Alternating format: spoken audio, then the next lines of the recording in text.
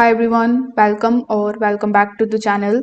In today's video, I will show you how to make your Valorant profile public on Tracker in the easiest way possible. So without further delay, let's get straight into it. First of all, you need to open your web browser on your PC or on your laptop. Over here in the search bar, you need to simply search for this website which is called tracker.gg. Now, once you see this website opened in front of you, simply on the home page, hover over to the top and click on the option of Valorant.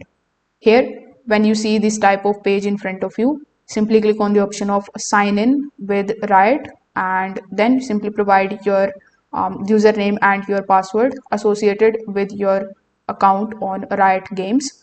You can also continue here with the help of your Google account, Facebook account, Apple ID, Xbox and PlayStation ID. So you can choose whichever login method you use normally and simply just log in into your Riot account.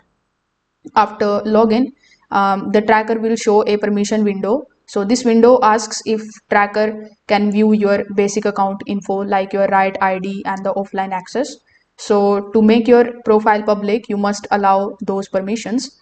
Click on the option of authorize and wait for a few seconds.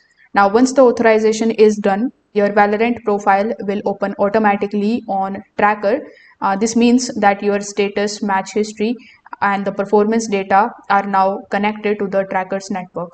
Now, to confirm your profile is public, you can go back to the Valorant section on the Tracker and you can use the search bar here on the top left hand corner of the screen. Over here, you need to simply type your Riot ID and the tagline exactly the way it appears. For example, let's say if I type over here.